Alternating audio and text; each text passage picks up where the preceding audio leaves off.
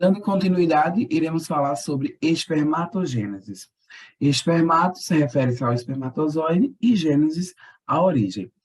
Quando a gente fala em espermatogênese, temos que ter em mente que são formados por 5 tipos de células, que é espermatogônio, espermatocito primário, espermatocito secundário, espermátide e espermatozoide. O espermatogônio refere-se às células-madre, às células basais, que vão gerar outras células. Quando a gente fala também em espermatogônio, elas são constituídas pela contagem cromossômica de 46 cromossomas, e a referência sexual, como se refere-se à origem do espermatozoide, será XY. E o espermatocito primário seria resultado de uma divisão mitótica do espermatogônio. Lembre-se sempre, quando a gente fala em gametogênese, o que vai predominar são divisões meióticas. Porém, do espermatogônio para o espermatocito primário, refere-se a uma divisão mitótica. Contudo, o que predomina são as divisões meióticas. Porém, do espermatogônio para o espermatocito primário, aqui teremos o resultado de uma divisão mitótica. Vocês podem perceber que aqui nós teremos a contagem cromossômica de 46XY e o espermatocito primário também a mesma quantidade cromossômica, 46XY. Do espermatocito primário para o espermatocito secundário, nós teremos aqui o resultado da primeira divisão meiótica. Podemos observar que aqui nós tínhamos a contagem cromossômica de 46XY. Da divisão do espermatocito primário para o espermatocito secundário, essa contagem ela foi dividida. Tínhamos 46, aí aqui se tornou 23 e aqui 23. Então, podemos analisar que os 46 se dividiu em duas células de 23. Então, aqui nós tínhamos uma célula diploide, aqui uma célula diploide, e nesse momento aqui a célula já passa a ser uma célula haploide. Observem também que a referência sexual se dividiu. Por exemplo, aqui era XY, como eu dividi ao meio os 46 se tornou 23, 23, eu também divido as letras. Onde era XY, passou essa a ser X e essa passou a ser Y. É por isso que a gente tem as diferenciações no sexo da criança. E vamos entender um pouco mais à frente. Quando a gente tem o espermatocito 2, podemos dizer que o espermatocito 2 foi resultado da primeira divisão meiótica. Aí, do espermatocito 2, teremos o resultado do espermátide. A espermátide é resultado da segunda divisão meiótica. Vocês podem observar que a espermátide nada mais é do que uma cópia do espermatocito secundário. Por quê? Vamos observar. Aqui eu tinha 23X, e na segunda divisão meiótica, minha célula haploide se tornou duas células haploides iguais. O que aconteceu aqui? Que aqui eu tinha a duplicação. Ó. Eu tinha cromáticas irmãs. E aqui passaram cada uma para um lado. Porém, a mesma carga genética está em cada uma dessas células. Por quê? Aqui eu tinha 23X, e gerou 23X e outra célula de 23X. Então, nesse momento aqui, ele criou uma cópia igual com a mesma quantidade genética. E aqui eu tinha 23Y, ele gerou duas cópias iguais, ó, 23Y.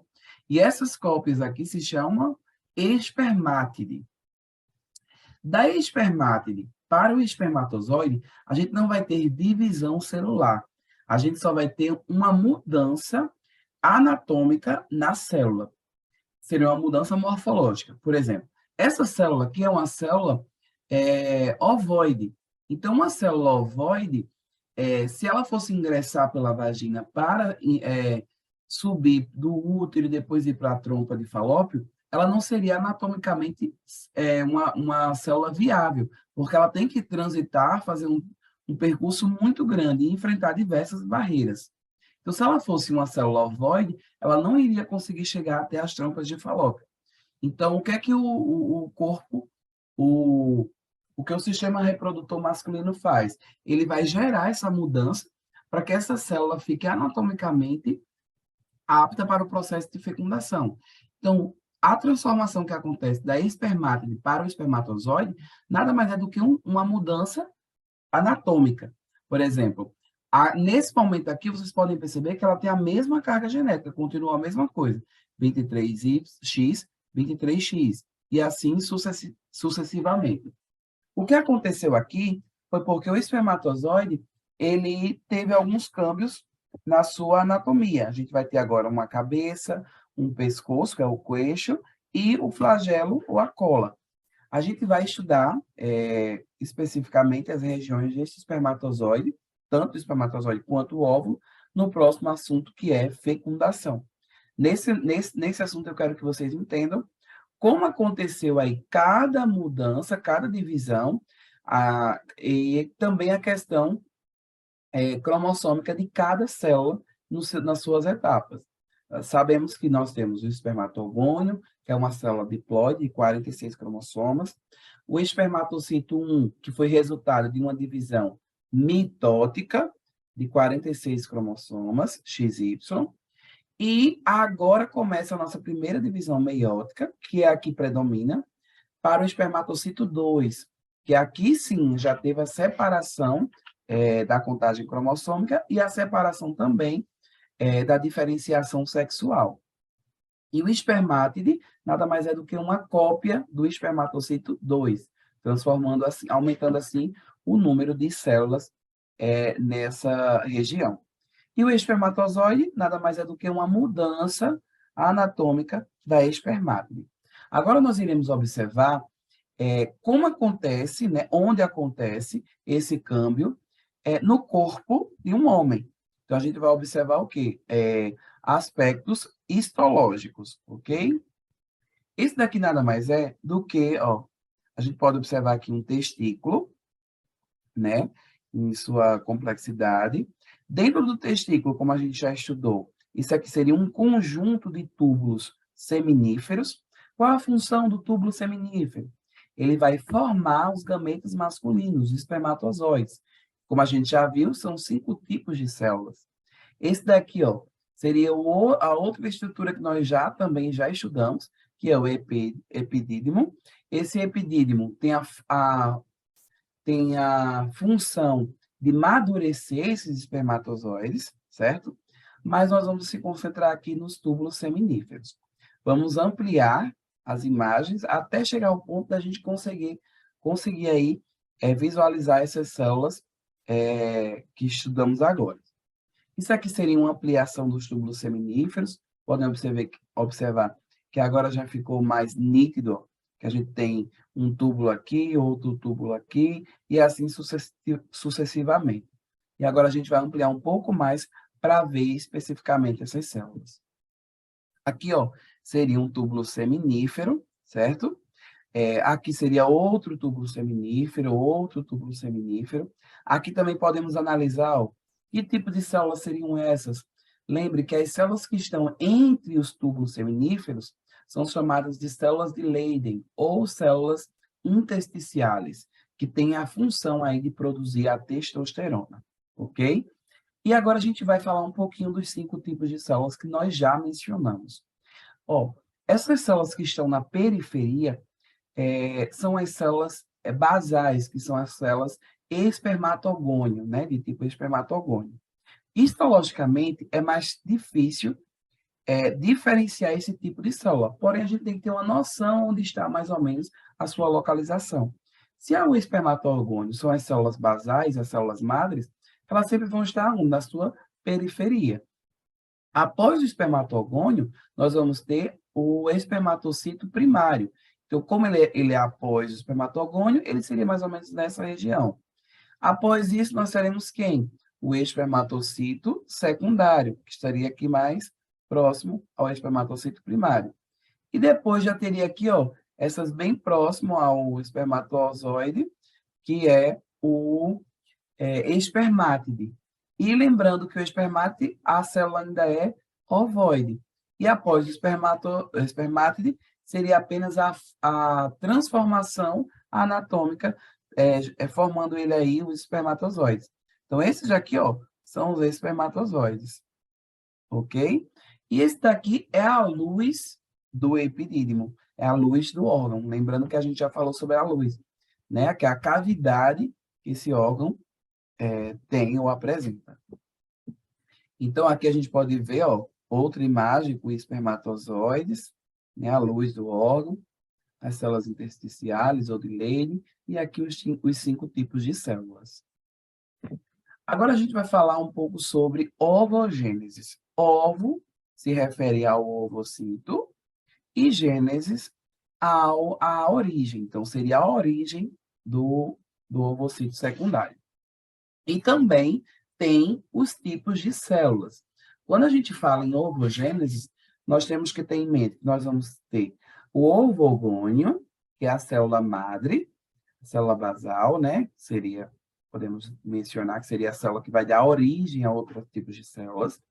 Nós vamos ter o ovocito primário e o ovocito secundário. E após isso, nós vamos ter a sua configuração final, que é instantes antes do momento da fecundação, que é o óvulo. Aí vamos lá trabalhar. Ovogônio seria a célula madre. Então, essa célula madre, ela é uma célula diploide. Então, ela é uma célula de 46 cromossomas e sua representação sexual é XX. Então, como resultado, o ovogônio, aqui nós teremos uma divisão mitótica. É uma divisão que ela vai replicar exatamente o mesmo número cromossômico. Então, ó, nós teremos aqui o quê? Uma célula de 46XX, que essa célula aqui já tem o nome de ovocito primário. E percebam que o ovogônio para o ovocito é uma divisão mitótica. E como a gente já falou antes, o que acontece aqui? Ele vai duplicar, ó, a carga genética para que quando ela divida, né, de fato, ela aconteça aí vamos dizer assim, a produção da carga genética e que a carga genética vá para todas as células no momento da divisão. Por exemplo, nós temos aqui o ovocito primário. Do ovocito primário, nós teremos a nossa primeira divisão meiótica. Aqui nós tínhamos uma célula de 46 cromossomas, XX, e após esse processo de divisão meiótica, ele dividiu, ó, 46 e gerou duas células de 23. Essas células de 23, elas também tiveram aí a divisão das letras. X foi para uma, como é a mesma letra, foi para a outra. O que acontece no ovogênese que é diferente do espermatogênese? O espermatogênese, eu vou voltar para vocês observarem. Do processo de espermatocito primário para o espermatocito secundário, eu tinha uma célula de 46XY, uma célula, que gerou duas células aptas. Então, o que acontece? De duas células, eu vou gerar 4. Então, o processo de espermatogênese é muito rápido e acaba se multiplicando muito. Então, apenas uma célula gerou 4. E de uma célula gerou 4, essa outra célula vai gerar mais 4, e assim sucessivamente. Já o ovogênese, não. Eu tinha uma célula de 46 cromossomas e eu gerei duas células. Porém, essas duas células, apenas uma, de fato, vai ser viável para o processo aí de ovulação. Entendam por quê. Eu gerei duas células. Dessas duas células, a célula que vai ser apta é aquela célula de maior tamanho, é aquela que tem maior chance de fecundação e de sobrevivência. A célula de menor tamanho, ela vai ter um nome diferente. A célula de maior tamanho, ela vai se chamar ovocito secundário. E a célula de menor tamanho, ela vai se chamar polocito primário. Essa célula de menor tamanho, que se chama polocito primário, ela vai desaparecer. E ela tem a função de nutrir a célula de maior tamanho. Então, todas as suas estruturas, ao final, vai servir de nutrição para a célula de maior tamanho, que se chama ovocito secundário. Do ovocito secundário, nós vamos ter a segunda divisão meiótica. Porém, essa segunda divisão meiótica só acontece instantes antes do processo de fecundação. Então, a célula que de fato vai ser ovulada no 14º dia, lá no ciclo ovário que a gente que já estudou, é essa célula aqui, ó. É por isso que quando perguntamos qual é, no momento da ovulação, que célula é liberada? O ovocito secundário. É por isso que alguns autores chamam de óvulo, mas de fato ela não é considerada óvulo. Óvulo só é a célula que acontece, a divisão que acontece instantes antes do momento da fecundação. Então, quem é ovulado?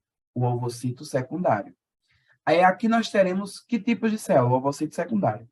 Quando chegar na trompa de Falópio, lá na ampoxa ou no têxtil distal, essa célula, no momento que ela se encontra com o espermatozoide, instante antes da união do DNA, ela vai passar pela segunda divisão meiótica.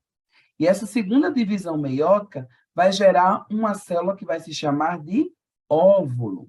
E essa célula que chama de óvulo é a célula que vai se unir com o espermatozoide. E a união desses dois gametas, percebam, aqui eu tenho um óvulo de 23 cromossomas. Quando eu gero a minha segunda divisão meiótica, eu vou ter aqui, ó, o óvulo, certo? Esse óvulo aqui vai ter, vai ser o meu, esse óvulo vai ser a minha célula escolhida para o momento de fecundação. E como eu tinha uma célula que vai gerar duas, essa aqui, ó, 23X, se chama polocito secundário. Esse é o primário e esse daqui, ó, é o polocito secundário.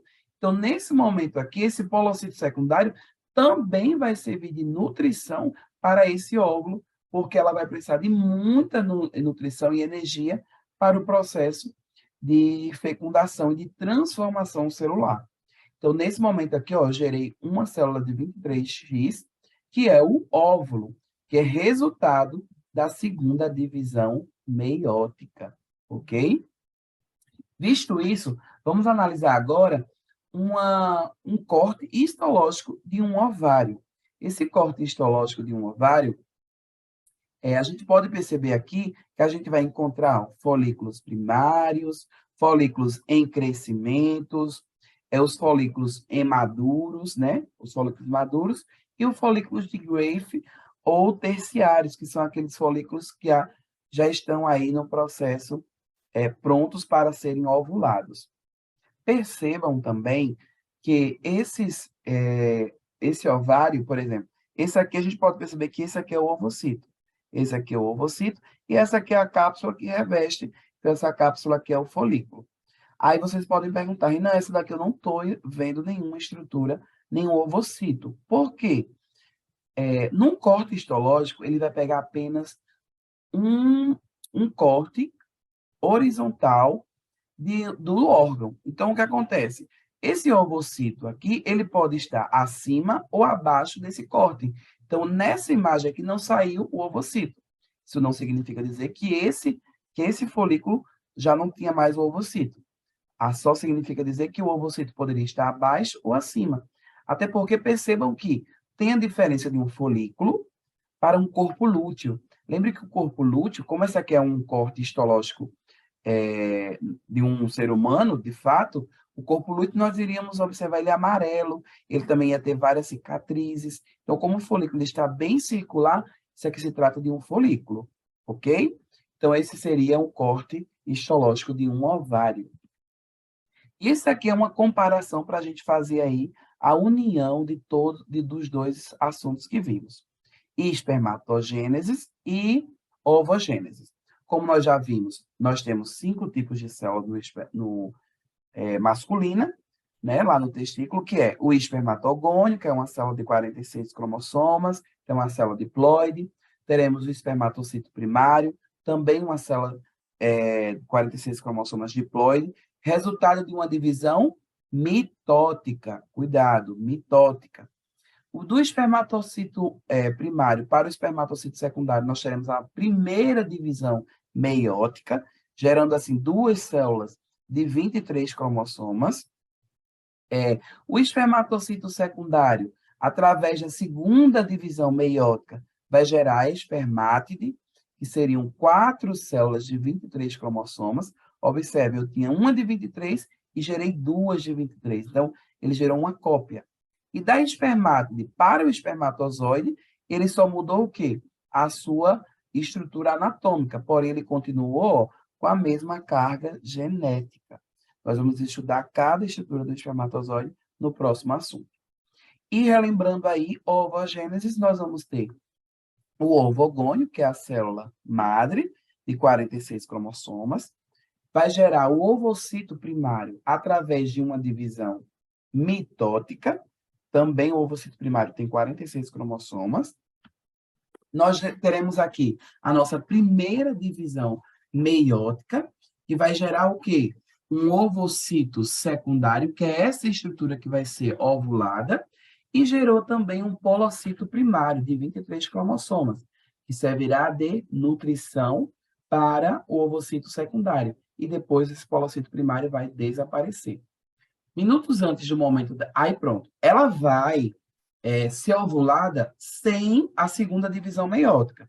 Essa segunda divisão meiótica só vai acontecer, ó, fecundação, quando ela se encontrar com o espermatozoide, instantes antes do momento da união do DNA, é que acontece, de fato, a segunda divisão meiótica. Essa segunda divisão meiótica vai gerar essa célula que se chama óvulo, né? Essa célula que se chama óvulo, e essa célula vai se juntar com o espermatozoide. E quando ela se juntar com o espermatozoide, ela vai se transformar célula uevo, ou zigoto. Podem perceber, ó, o óvulo, ele tinha 23 cromossomas. Como ele juntou com 23 cromossomas do espermatozoide, ele gerou uma célula completa de 46 cromossomas. Então, aqui eu tinha 2 células haploides, a união delas vai gerar o quê? Uma célula diploide. Essa célula uevo é considerada o início da vida humana, ok? E também, só recordando, esse ovocito secundário, quando ele gera aí a segunda divisão meiótica, ele vai dar origem ao óvulo, né, que é a célula que vai se juntar com o espermatozoide, instantes antes, e vai gerar também o polocito secundário de 23. Esse polocito secundário também vai desaparecer, porque ele vai servir de nutrição para a célula de menor tamanho. É por isso que a mulher ela vai ter o esgotamento ovárico, porque as células delas, podemos dizer que elas são egoístas, porque de uma célula ela vai gerar 2, porém uma vai desaparecer, porque vai dar nutrição para a outra. Já o espermatozoide não. De uma célula ela vai gerar 2, de 2 vai gerar 4, e assim vai sucessivamente o processo de divisão meiótica, ok? Só recordando aí o cromossoma, para a gente conseguir identificar o que acontece aí, né? Identificar se é um homem, se é uma mulher. Lembrando que o cromossoma é formado por 20... Isso é um cromossoma de uma célula somática, uma célula diploide de 46 cromossomas. É uma célula que tem 46 cromossomas ou 23 pares de cromossomas. Se fosse uma célula haploide, ela seria uma célula de 23 cromossomas. Desses 23 cromossomas, do primeiro ao 22º é considerado a carga somática, e a 23ª é considerado a carga sexual. Se fosse com essa estrutura aqui, estávamos referindo a um material genético de um homem, porque é X, Y. E se fosse com esse material, seria a carga genética de uma mulher, porque seria X, X. Ok, pessoal? Gente, essa foi a aula de gametogênese. Estudem bastante, revisem. E a nossa próxima aula é a aula de fecundação. É um assunto complexo, é um assunto um pouco extenso. Então, para ficar a absorção por total, estudem bastante os temas anteriores. Até a próxima.